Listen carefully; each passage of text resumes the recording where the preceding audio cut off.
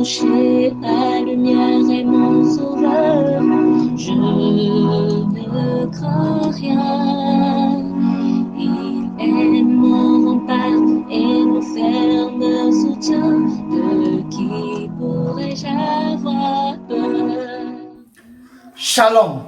Nous avons aujourd'hui la croquette biblique numéro 257 tirée de Job au chapitre 28, du verset 20 au verset 22.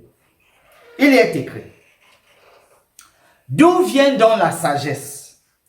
Où est la demeure de l'intelligence? Elle est cachée aux yeux de tout vivant. Elle est cachée aux oiseaux du ciel. Le gouffre et la mort disent: nous en avons entendu parler.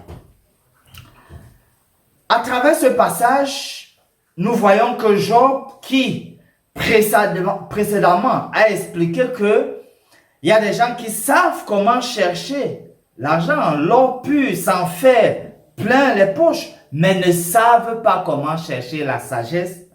Maintenant, Job pose la question principale et essentielle sur l'origine de la sagesse. Lors des prochaines méditations, nous insisterons sur l'origine de la sagesse et en Israël, comment on faisait pour devenir sage. Mais déjà, à travers le passage du jour, Job nous permet déjà de comprendre qu'on ne peut pas creuser un endroit quelque part pour découvrir la sagesse comme on creuse pour trouver l'or. Et que la sagesse ne peut même pas être octroyée ni par les vivants ni par les morts. Nous devrions donc nous attendre pour les prochaines fois à ce que nous puissions explorer en profondeur les éléments que Job nous livre afin de nous engager à avoir la sagesse. En guise de promesse, nous voulons considérer d'une part Proverbe 3 du verset 5 au verset 7 qui dit ceci: confie-toi en l'Éternel de tout ton cœur et ne t'appuie pas sur ta sagesse. Reconnais-le dans toutes tes voies et il aplanira tes sentiers. Ne sois point sage à tes propres yeux. Crains l'Éternel et détourne-toi du mal. D'autre part, dans Jacques 1, le verset 5, il est dit: si quelqu'un d'entre vous manque de sagesse, qu'il la demande à Dieu, qui donne à tous simplement et sans reproche, et elle lui sera donnée. Je voudrais donc vous engager déjà à réaliser que ce n'est pas en vous que pourrait se trouver une quelconque sagesse.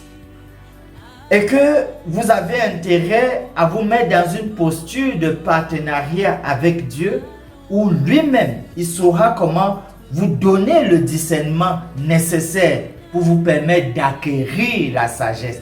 La sagesse pour la vie de manière générale, la sagesse pour des choix judicieux, pour une meilleure santé. Je vous engage donc pour cela, alors que nous voulons la fois prochaine insister sur comment est-ce qu'on devenait sage en Israël. Finissons par ce mot de prière. Bon Père Céleste, aide-nous à venir à toi et te parler lorsque nous sommes fatigués et dégoûtés à cause des tristes expériences de ce siècle présent. Écoute-nous, aide-nous à t'écouter. Donne-nous la sagesse dont nous avons besoin. Que ta volonté se fasse dans nos vies. Au nom de Jésus, nous prions. Amen. Espère en l'Éternel, mon âme espère en l'Éternel, qu'un chant s'élève au Dieu du ciel, qu'un chant s'élève au Dieu du ciel, mon